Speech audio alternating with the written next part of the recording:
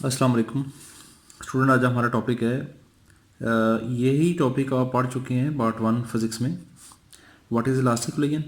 और हमने डिस्कस करना है elastic collision in one dimension.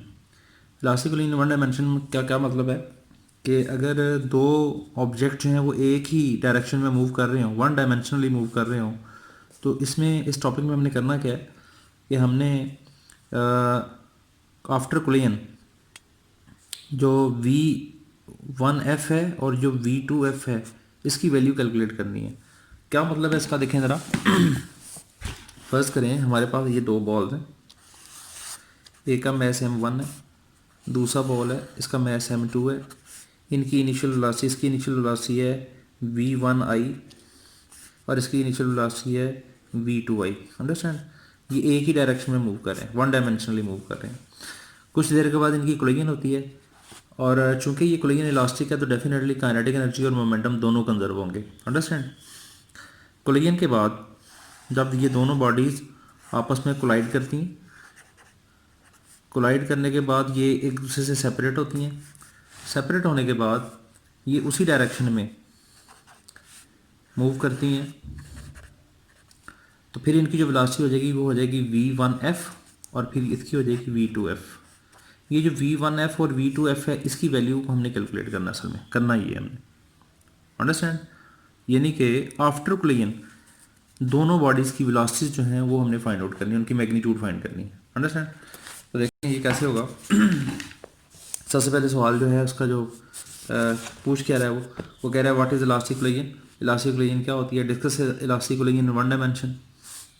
तो इलास्टिक कोलिजन के बारे में मैंने आपको बताया था कि ऐसी कोलिजन जिसके अंदर काइनेटिक एनर्जी और मोमेंटम दोनों क्या हो जाएं, कंजर्व हो जाएं। अंडरस्टैंड, अब इसमें इसने क्या किया है, इसने दो बॉल लिए। Consider two balls having message M1 M2 moving with velocity V1I and V2I on the same line such that. अब यहाँ पर ये बात याद रखें कि जो फर्स्ट बॉडी की वेलोसिटी है वो ग्रेटर है सेकंड बॉडी की वेलोसिटी से। अंडरस्टैंड, ये वजह यहाँ लिखा हुआ है V1I ग्रेटर देन V2I। इसकी क्या वजह है भाई, पहली बॉडी की वेलोसिटी ज़्यादा होगी तो सेकंड बॉडी से कोलाइड करेगी ना। ठीक हो गया।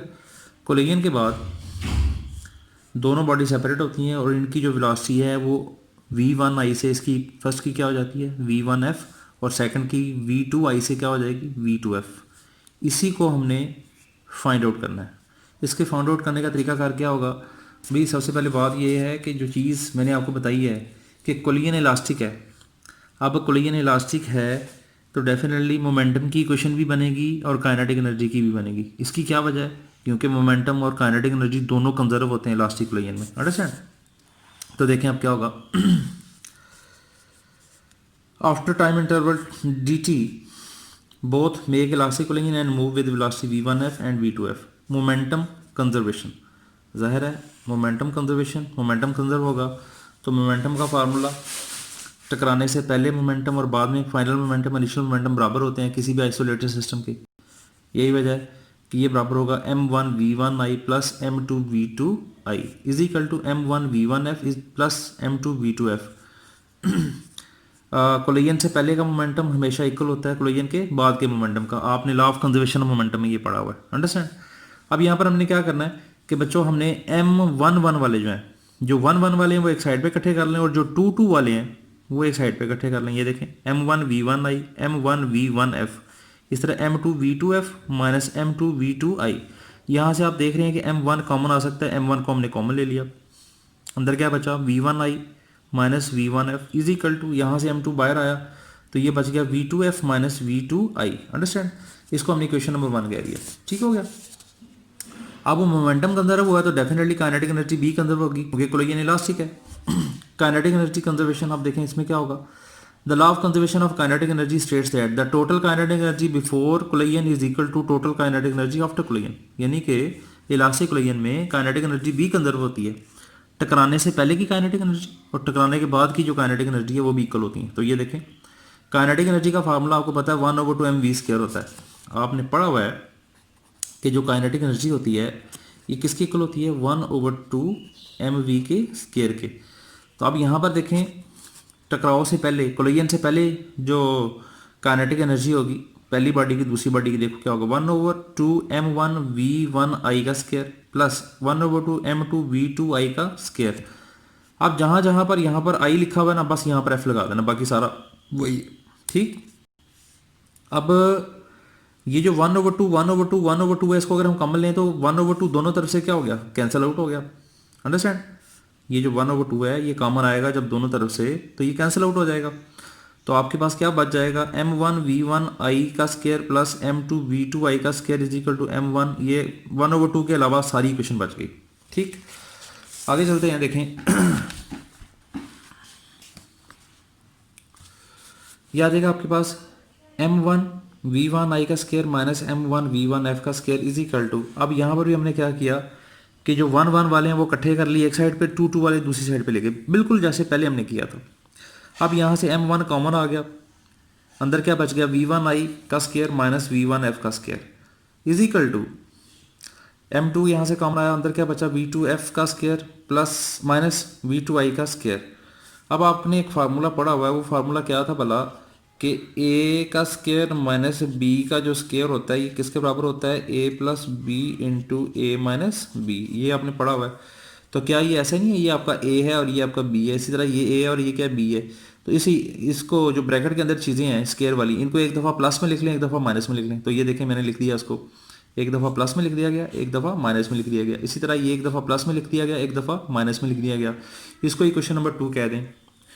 अब हमने क्या करना है हमने ये देखना है कि वेलोसिटी जब बॉडी एक दूसरी की तरफ आ रही थी तब इनकी रिलेटिव वेलोसिटी क्या थी, और जब बॉडी टकराने के बाद सेपरेट हो रही थी तो फिर इनकी रिलेटिव वेलोसिटी क्या थी। तो देखें, डिवाइडिंग हमने इक्वेशन 1 और 2 को डिवाइड कर देना बस। तो इस तरह करें कि जो बड़ी इक्वेशन है उसको ऊपर रख लें, छोटी को नीचे रख लें। m1 से m1 कैंसिल हो जाएगा, माइनस वाली टर्म से माइनस वाली टर्म जो है वो कैंसिल होगी। इस तरह ये m2 से m2 कैंसिल हो जाएगा, माइनस वाली टर्म से माइनस वाली टर्म कैंसिल होगी। तो आपके पास क्या बना, v1i plus v1f is equal to v2f plus v2i। इसको हम कहते हैं इक्वेशन नंबर 3। ठीक है, अब देखें हमने फाइंड आउट क्या करना है, हमने फाइंड आउट करना है, मैंने आपको बताया था कि हमने फाइंड आउट करना है पहले v1f कैलकुलेट करना है। v1f कैलकुलेट करने के लिए हम थोड़ा सा मैथमेटिक्स का सहारा लेंगे। हम क्या करेंगे, यहाँ पर हम क्या करेंगे, ये इक्वेशन नंबर जो 1 थी ना हमारी मोमेंटम वाली इक्वेशन, कौन सी इक्वेशन नंबर 1 वाला, ये वाली, ये इक्वेशन नंबर 1 थी आपकी, ये जो इक्वेशन नंबर 1 है ये वाली, ये इसको हम इसको लेंगे, उसके बाद इक्वेशन नंबर 2 को लेंगे, 3 को लेंगे, इनको सॉल्व करेंगे। देखो क्या करेंगे, कहता multiplying equation 3 bye m2, equation 3 को m2 के साथ मल्टीप्लाई कर देना, इसको m2 के साथ मल्टीप्लाई करूंगा तो देखो दोनों तरफ m2 आ गया। अब क्या किया यहाँ पर भी हमने क्या किया कि m2 को अंदर अप्लाई कर दिया, m2 v1i plus m2 v1f is equal to m2 2vf plus m2 v2i। ये क्वेश्चन नंबर 4 बन गई। सब्ट्रैक्ट कर देना इक्वेशन नंबर 1 और 4 को। इक्वेशन नंबर 1 ये मोमेंटम वाली इक्वेशन जो पीछे मैंने आपको बताई है उसको, और 4 को आप आपस में क्या करना है, सब्ट्रैक्ट।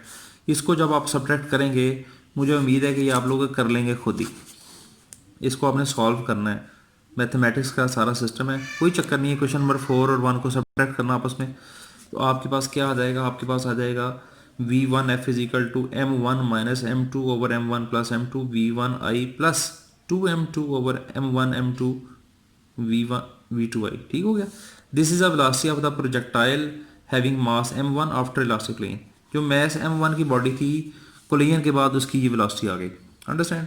अब डेफिनेटली हमने यहाँ पर क्या करना है, हमने यहाँ पर अब करना है फॉर v2f। अब v2f को कैलकुलेट करना हमने, उसके लिए क्या करेंगे, dividing question number 1 and 2, equation number 1 और 2 को डिवाइड कर दें। जब डिवाइड किया 2 और 1 को तो आपके पास ये जो ऊपर वाला था, ये इसी को इक्वेशन नंबर 3 को आप दोबारा से ले सकते हैं, या आप दोबारा से ही कर लें, इक्वेशन नंबर 1 और 2 को डिवाइड कर लें। ठीक है, वही स्टेप है दोबारा से। ठीक है, तो आपके पास ये इक्वेशन नंबर 6 बन जाएगी। Multiplying equation 6 by m1। ऊपर आपने देखा था कि इक्वेशन नंबर 3 को, ये जो 3 वाली इक्वेशन थी ऊपर, इसको हमने मल्टीप्लाई किया था m2 के साथ, जबकि दोबारा से जब डिवाइड करेंगे इक्वेशन नंबर 1 और 2 को तो आपके पास जो न्यू इक्वेशन आएगी तो वही उसी तरह की। लेकिन अब हम क्या करेंगे, इसको इक्वेशन नंबर 6 कह देंगे। इसको जब मैं इक्वेशन नंबर 6 कहूँगा तो इसको आप मल्टीप्लाई करना है m1 के साथ। ये देखें m1 के साथ मल्टीप्लाई कर दिया, अंदर अप्लाई कर दिया m1 दोनों तरफ से।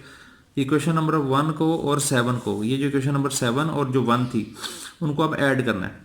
यहाँ पर ये चीज़ ज़हन में रखें कि पहले हमने क्या किया था, इक्वेशन नंबर ये जो बनी थी ना 4, इसको और इक्वेशन नंबर 1 को हमने सब्ट्रैक्ट किया था। अब जो इक्वेशन नंबर 7 और 1 है ना, उसको हम क्या करना है, सिर्फ ऐड करना है। जब आप इसको ऐड करेंगे, ये देखें यहाँ पर इक्वेशन नंबर 1 और 7 जो है वो ऐड हुए हुए हैं। ये आपने सारा इसको करेंगे ना जब हाथ से, तो ये हो जाएगा। तो आप देखेंगे कि आपके पास आ जाएगा, ये देखें ऐड करने पर आपके पास आ जाएगा V2F इजिकल टू 2m1, और ये फार्मूला आपके पास डिज़ाइन हो जाएगा। ये कोलिजन के बाद जो सेकंड बॉडी थी जिसका नाम M2 था, जिसको हम टारगेट बॉडी भी कहते हैं, उसकी वेलोसिटी है। This is a velocity of the target after collision. इसको टारगेट क्यों कहा जाता है, देखें जैसे कि आपको पता है ये M1 बॉडी थी, ये क्या थी M2, तो ये M1 टकराई आगे किसके साथ, M2 के साथ, तो फिर M2 जो है ये टारगेट बॉडी हुई ना, इसलिए इसको इसने कहा टारगेट। ठीक हो गया। तो यहाँ तक इलास्टिकली इन वन डायमेंशन को हमने डिस्कस कर लिया। कुछ स्पेशल केसेस हैं जो हम नेक्स्ट अगले हमारा जो लेक्चर होगा उसमें डिस्कस करेंगे। तो ये था हमारा आज का लेक्चर। अल्लाह हाफिज़।